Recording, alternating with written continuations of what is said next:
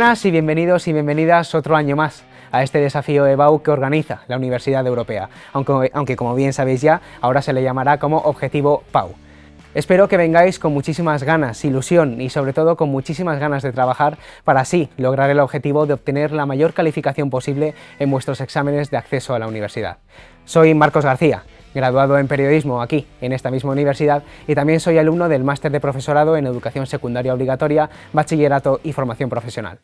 Además, seré el encargado de estar de vuestro lado en este viaje express para ayudaros en este momento tan importante de vuestras vidas. Realizaremos 5 sesiones, en las cuales vamos a tratar las 4 asignaturas troncales, que son Historia de España, Inglés, Lengua castellana y Literatura y Matemáticas, ya sean aplicadas a las ciencias sociales o a las ciencias puras, que será la sesión de hoy.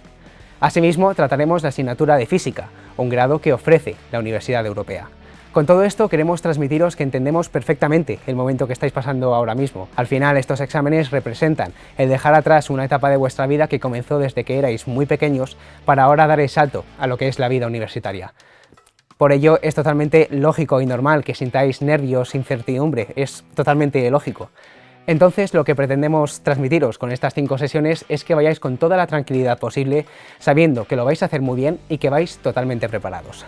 Evidentemente, para ayudaros con todo este proceso no puedo estar solo. Para ello me encuentro con Rafael Alonso García, ingeniero químico por la Universidad de Salamanca y también profesor de Matemáticas y Empresa en el Fontenebro International School. Muy buenas, Rafael. ¿Qué tal estás? Buenas tardes, muchas gracias por invitarme a esta sesión, a este nuevo reto de este 2025. Un placer tenerte aquí. Vamos a hablar, si quieres, un poco sobre todo de los cambios que vamos a tener de la PAU Perfecto. 2025 a la EBAU, sobre todo en este examen. Sobre todo en el examen de matemáticas. Que es importante. Pues la PAU 2025 nos trae un examen de matemáticas renovado, nos trae un examen de matemáticas que va a tener 4 bloques de contenido, en los cuales 3 serán con posible optatividad, los alumnos podrán elegir entre 2 preguntas y 1 será de respuesta obligatoria. No conocemos cuál es ese bloque que va a ser obligatorio. En los modelos que se pasan a los centros ha habido un bloque, pero nos han aclarado que no tiene por qué ser ese el bloque obligatorio, con lo cual cualquiera de los bloques puede ser el que contenga la única pregunta que no se va a poder elegir. Esto significa que si yo apuesto por dejarme uno de los bloques, me puedo llegar a dejar el 25% de la nota, es decir, como máximo podría llegar a aspirar a sacar un 7,5. Y no es la mejor situación posible. Entonces, primer consejo que os daría, por favor, que nadie se deje ninguna parte, ningún bloque entero del temario sin estudiar, porque puede tener consecuencias bastante significativas para esa persona. Claro, porque el año pasado, al final, lo que hacían muchos estudiantes era, gracias a lo que es esa modalidad COVID, lo que hacían era dejarse alguna parte del temario porque sabían que podían arriesgarse dentro de lo que cabe sin sacrificar ningún tipo de puntos, pero ya no es el caso. Pero no va a ser el caso. Otra novedad es que el número de preguntas competenciales aumenta su porcentaje, pasa en algunas asignaturas de entre un 50 y un 70%. En matemáticas yo creo que no es la asignatura que más nos afecta, porque siempre las matemáticas es algo competencial por su propia idiosincrasia, con lo cual, entonces al final cualquier cosa que vayáis a realizar es algo competencial. Quizá el matiz viene que pueda haber alguna pregunta más de texto. Eso os va a obligar a que leáis los problemas que nos van a plantear con cuidado, con atención, que extraigáis los datos y que podamos tener la información de lo que nos están realmente transmitiendo y lo que nos quieren pedir. Perfecto, pues ahora vamos a hablar un poco sobre todo los consejos que podemos daros a vosotros, los estudiantes, a la hora de prepararos. ¿Qué podemos decirles a la hora de prácticas? A la hora de preparar, yo creo que es muy importante que entendáis que las matemáticas, como cualquier asignatura práctica, se aprende a través del error. Es decir, más allá de repetir los ejercicios que me han hecho en clase o de repetir lo que veo en YouTube o cualquier herramienta que podamos tener, es que yo practique, que yo me equivoque y que aprenda de ese error, que sepa dónde he localizado el error para no volverlo a suceder, que tenga esa soltura, que me acostumbre al modelo de examen, es decir, que trabajéis en un determinado momento con situaciones en las cuales pueda elegir entre esto o esto otro, que me acostumbre a leer el examen hasta el final y que tenga una estrategia muy importante a la hora de resolver, sobre todo quizá empezando por aquello que mejor me sé, para transmitir la confianza de empezar el examen con las mejores garantías posibles de éxito, ¿no? Y que yo vaya viendo que puedo hacerlo. A veces optáis por lo contrario, el decir, bueno, esto me lo sé muy bien, lo dejo para el final por si no tengo tiempo, pero si os habéis enredado en algo y al final os quedáis sin tiempo, no demostráis alguna pregunta que realmente sí que sabíais, entonces ir sumando poco a poco. El orden lo vais a elegir vosotros, pero sí que hay que ser muy claro a la hora de lo que estoy contestando para que la persona que vaya a corregir no tenga ninguna duda de qué es lo que está haciendo y cómo se está haciendo. Entonces, al final, las matemáticas al final se aprenden a través del error y de practicar constantemente, es decir, constancia total. Estar todo el rato errando y practicando, que es al final lo que tienen las matemáticas. Ahora, en cuanto al modelo de examen, vamos a ver cómo va a funcionar el examen, sobre todo de Matemáticas 2, de Ciencias Puras. Estamos presentando el examen de Matemáticas 2, ¿vale? Y en el reto que proponemos al alumnado, hemos empezado por el primer bloque. El primer bloque va a ser el bloque de álgebra matricial. Y el alumnado que se presenta a este examen tendría dos opciones, una pregunta 1-1 o una pregunta 1-2. La primera es un problema. Un problema que al final va a ser de 3 ecuaciones con 3 incógnitas, donde la parte principal siempre va a ser plantear ese problema, ¿vale? ¿Que esto me cuesta, que soy más reacio a resolver los problemas, que no lo veo claro al principio? Pues tenemos detrás una de las preguntas clásicas que pertenece al bloque de álgebra matricial, que es determinar para qué valores una matriz tiene inversa y estudiar un sistema de ecuaciones, ¿vale? Eso es algo que se trabaja muchísimo, que lo habrá trabajado todo el mundo en clase infinidad de veces y por favor eso sí que hay que reforzarlo porque es una pregunta bastante importante. Aquí vemos que hay optatividad y a gusto de cada uno donde se sienta más cómodo, ¿vale? ¿De acuerdo? Entonces tendríamos el primer bloque de álgebra matricial con optatividad para poder resolver. Al final, este bloque sobre todo sí suele entrar con mayor frecuencia en los exámenes de EBAU o de PAU, ya dependiendo del año. Eso es, practicarlo constantemente y recordar, si tenéis alguna duda, acudir a vuestro profesor para que os mande ejercicios de refuerzo o lo que sea necesario para mejorar todos estos ejercicios. Al final, cualquier duda siempre son necesarias decirlas, siempre comentárosla por muy estúpida que creáis que pueda ser la pregunta, porque siempre es importante y a veces esos pequeños fallos nos puede hacer que fallemos un ejercicio entero. Sí. Entonces, sí, ser muy cuidadosos con los cálculos. Parece un contrasentido lo que voy a decir ahora, pero cuanto más despacio se vaya en el examen de matemáticas a veces se avanza más, porque no tengo que volver para atrás, no tengo que revisar unas operaciones, algo que no me ha salido. Entonces es muy importante que seamos muy cuidadosos cuando estamos haciendo los cálculos. El segundo bloque sería el bloque de geometría, ¿vale? Lo que sí que hay que dejar claro es que cuando las preguntas son de optatividad, el bloque que tengamos, la pregunta 1 y la pregunta 2 de ese bloque no van a tener contenidos similares, porque si no entonces no habría optatividad, se reduciría notablemente. En el ejemplo que tenemos en el reto que se plantea, pues nos dan 4 puntos, nos piden el área del triángulo y el volumen de un tetraedro, unas distancias, por un lado de un punto a un plano y por otro lado entre dos rectas, ¿vale? Ahí sí que habría que sacar primero la posición relativa y luego después nos dan otro ejercicio completamente diferente. Nos hablan ya de un plano y de una recta, nos piden la posición relativa entre ellos y luego calcular dos simétricos. Entonces hemos visto que los contenidos de la segunda pregunta no son los mismos y difieren notablemente de los contenidos de la primera.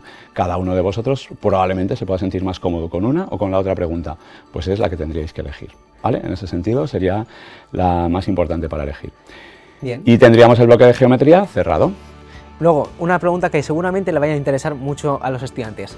Muchos ejercicios al final se pueden dividir por varios apartados.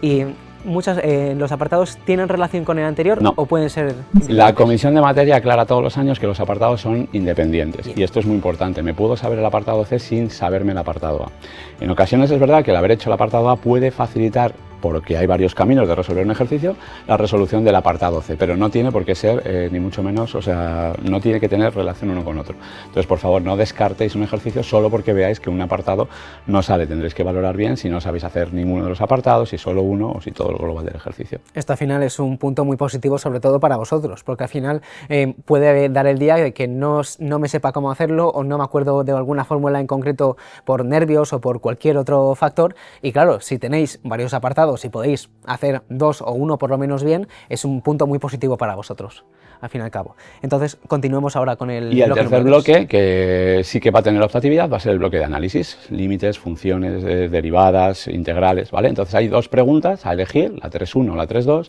En la primera nos dan una función y directamente nos piden asíntotas, pero en este caso solo la horizontal. Es muy importante cuando hablamos de leer algo como esto, porque vamos con el modo automático puesto, asíntotas, en el instituto me han pedido que las calcule todas, aquí solo nos están pidiendo la asíntota horizontal, con lo cual nos vamos a fijar en lo que nos piden y vamos a contestar a lo que nos preguntan. No vamos a perder tiempo en contestar algo que ni siquiera nos han preguntado. Claro, lógico. ¿Vale? Extremos relativos, máximos y mínimos, y hay una integral. Y en el siguiente nos dan dos funciones, nos piden una aplicación de las derivadas, que es el cálculo de una recta tangente, nos piden un límite que parece más complicado, pero que si lo leéis bien no es nada difícil, y luego después nos piden un área, que es otra de las aplicaciones de las integrales, con lo cual hemos visto otra vez más que tenemos conceptos parecidos, pero con la diferencia significativa para poder optar por uno o por otro. Eso es un aspecto muy positivo. Y ya en cuanto al cuarto bloque, ya este es el... Como ya hemos tenido complejo. 3 bloques en los cuales había optatividad, el cuarto bloque no la va a tener. ¿Qué bloque nos quedaba por examinar? El bloque de estadística y distribución. Entonces, al no haber optatividad, sería una pregunta obligatoria.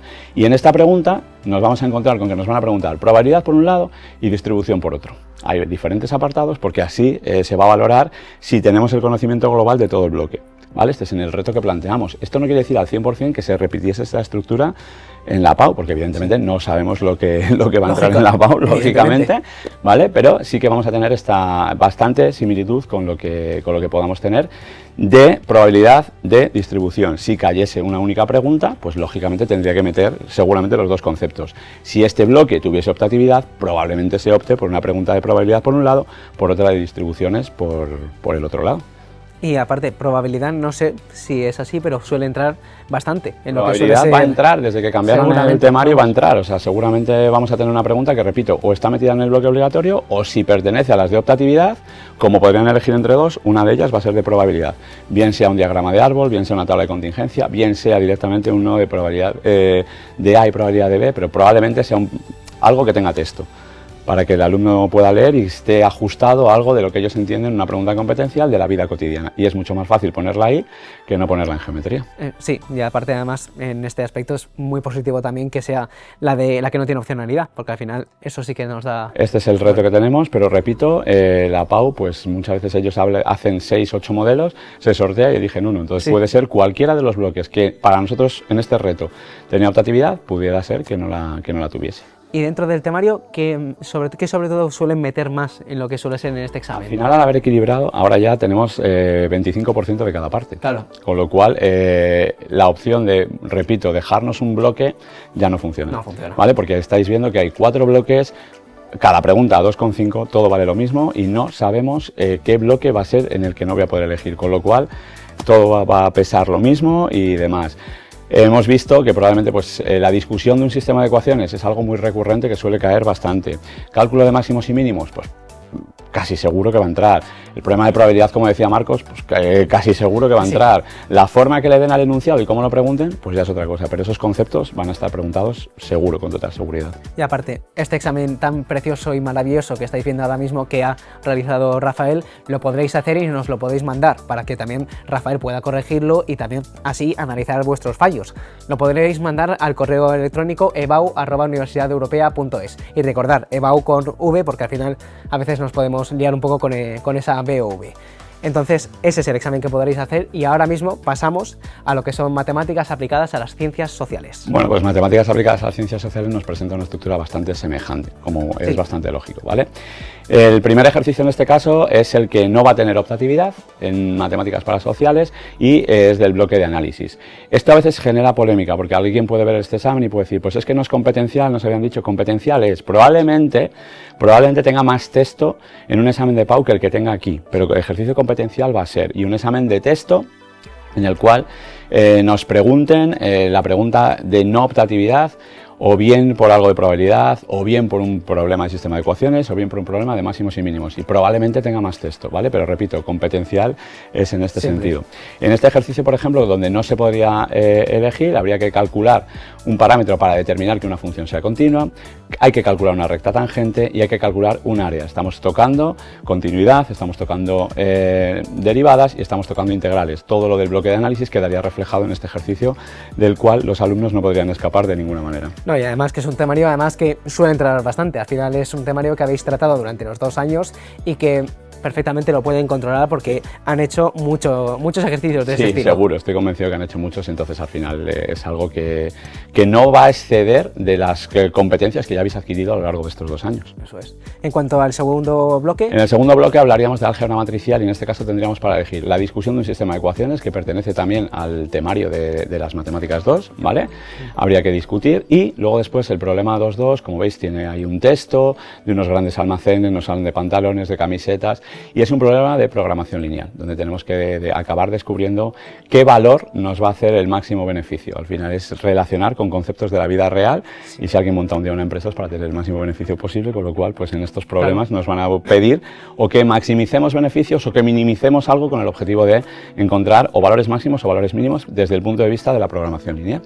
Eso además es muy importante para que luego aquellos que digan que a lo mejor esto no lo voy a aplicar en mi día a día, por supuesto, estas cosas Sí, la pueden aplicar la van a acabar aplicando. perfectamente. En cuanto al tercer bloque, Bueno, pues en el tercer bloque tenemos ya los problemas de distribuciones, ¿vale? Entonces aquí nos hemos encontrado pues que el Instituto de Juventud de la Comunidad de Madrid nos pregunta con proporciones y nos empieza a hablar número de personas esperado, distribución normal. Entonces ya estamos hablando de distribuciones de probabilidad en una de las preguntas, y en la otra de las preguntas estamos hablando de tamaños de muestra, de intervalos de confianza. Es un bloque que es muy divertido en ocasiones, seguramente muchos de los que me estén escuchando, lo estén viendo, no les parezca tanto, ¿vale? Pero al final tiene una ventaja que es a veces más mecánico que cualquiera de los anteriores. Entonces, si yo me sé las fórmulas, va a ser mucho más fácil que pueda resolver este bloque. Entonces, lo normal es que nos hagan una pregunta de distribuciones y otra de intervalos de confianza, donde tengamos que ver el posible error, el tamaño de una muestra, y entonces podamos jugar con uno o con otro en función de en cuál de ellos os sintáis mucho más cómodo vosotros.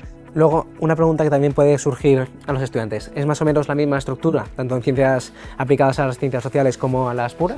Sí, tenemos 4 ejercicios con 2,5 puntos por ejercicio, con lo cual al final Sí. el 25% del examen es cada uno de los ejercicios que vayáis a hacer. Y con un ejercicio en el cual la opcionalidad no vais a tener. Eso es, no Eso va a exactamente ser igual. posible tener esa opcionalidad. Y luego después, en el bloque 4, ya nos iríamos a la probabilidad. En este caso tiene un apartado diferente. Habíamos visto en Matemáticas 2 que probabilidad y distribuciones va agrupado en el mismo bloque. En sociales vamos a tener la probabilidad por un lado, las distribuciones por otro. Entonces, dentro del problema de probabilidad hay uno con texto y hay otro sin texto. Uno en el que directamente nos dan una probabilidad de A, de B, unos valores de intersección, de probabilidad condicionada, y otro en el cual nos están hablando de vehículos híbridos, de vehículos que no son híbridos, que están fabricados en América, que están fabricados en Asia, y entonces hay que buscar, lo que nos van pidiendo es la probabilidad de que sea asiático, de que no lo sea, jugar con la probabilidad condicionada, teorema de Bayes, todas estas cositas que, bueno, que al final se han visto en primero y segundo y que seguramente para muchos sea el punto de partida del examen. Muchos de los alumnos suelen empezar con el problema de probabilidad. Para este tipo de ejercicios, sobre todo, tener en cuenta la limpieza a la hora del examen, porque aquí es muy fácil equivocarnos, es decir, de coger y tachar alguna cosa para luego poner otro concepto. Entonces, tener mucho cuidado con la limpieza, porque a los correctores, si le dejan un examen fácil, evidentemente les va a gustar más, y a la hora de calificar siempre se tiene en cuenta este tipo de criterios. Igual, las faltas de ortografía y tildes. En matemáticas, evidentemente, no se necesitan poner mucha información con letras, pero en este caso sí que tenerlo muy en cuenta, porque puede restar hasta un punto del examen. Entonces es un aspecto que debéis tener muy en cuenta, y sobre todo esa limpieza. Recordad que lo que es la plantilla del examen es para vosotros, ahí podéis hacer lo que queráis, escribir lo que queráis, porque es vuestro. Entonces, en algún ejercicio que tengáis algún que otro lío y creáis que a lo mejor os podéis equivocar en la hoja, es mucho mejor que lo hagáis en vuestra plantilla y después lo plasméis en el examen, porque al final tenéis 1 hora y media, es decir, es tiempo de sobra para realizar el examen. Evidentemente no perdáis el tiempo, estructurar bien cada apartado, porque va a ser importante para lo que es el examen. Fundamental, y sobre todo una lectura inicial para plantear la estrategia de resolución, porque hay 90 minutos, hay que hacer 4 ejercicios, si me apuráis. Estamos hablando de 10 minutos de lectura o de relectura, sí, y 20 minutos para cada uno de los ejercicios, que a lo mejor incluso en alguno ni siquiera vais a utilizar esos 20 minutos. Con lo cual, esa organización de la que estaba hablando Marcos me parece vital a la hora de afrontar el examen. Porque además, ¿cuánto tiempo se suele tardar en hacer un examen de estas características? Para un alumno, no para ti, evidentemente. No, el alumno, normalmente el alumno que ha dominado la asignatura y que ha trabajado a lo largo de ella, le da tiempo a repasar el ejercicio del examen de matemáticas. El problema es ese, cuando yo me he equivocado, cuando he elegido una opción que luego quiero cambiar, quiero tachar, quiero volver a empezar por otro, y este problema no me lo corrijas y dame otra hoja, ahí se nos han ido unos minutos que es un tiempo precioso luego después. Pero en el examen de matemáticas, haciéndolo tranquilo, sin ponerse nervioso, vais a tener tiempo de poder repasar los resultados y demás. Ahora, en cuanto a la hora de organizarse el examen y tener en cuenta ciertos criterios, ¿qué deben tener en cuenta los estudiantes? Pues es muy importante, por ejemplo, lo que estabas comentando de las faltas de ortografía. Cuando yo hago la leyenda de un problema, es decir, yo voy a hacer un diagrama de árbol, por ejemplo, en el problema de probabilidad, indicarle lo que para mí es el suceso A significa americanos. Cuando yo hago un problema de ecuaciones, para mí la X significa esto, la Y es esto. Que le quede muy claro al corrector qué es lo que yo estoy escribiendo, para a la hora de resolver que pueda tener unas facilidades y que sepa perfectamente de lo que yo estoy hablando y me lo corrija correctamente. Es decir, nunca deis nada por sentado, dejarlo al corrector lo más fácil posible la corrección del examen. Nunca pongáis algo que decir es que es algo obvio, no. ponerlo absolutamente todo, que no os va a costar absolutamente nada y al final al corrector le facilita muchísimo esa tarea. Entonces eso, que sea ordenado, limpio, sin tachones evidentes y si tenéis que tachar no pasa nada, tacháis y punto, sois humanos, es totalmente lógico y normal que pase esto, pero sobre todo eso, limpieza, hacerlo con tranquilidad, releer mucho los enunciados del texto porque tenéis tiempo de sobra y sobre todo ir con tranquilidad porque tenéis tiempo de sobra y seguramente vais preparados de sobra. Al final lo habéis hecho durante estos 2 años y si lo habéis conseguido hacer en ese tiempo, ahora es simplemente hacerlo una vez más. Entonces, recordad que ambos retos lo podéis mandar a ebau@universidadeuropea.es y Rafael, encantadísimo de la vida, por supuesto, estará encantado de ayudaros y transmitiros todo el feedback necesario. Y ya solo transmitiros mucha suerte, id tranquilos que lo vais a hacer perfectamente bien. Mucha suerte y muchísimo ánimo con vuestros exámenes.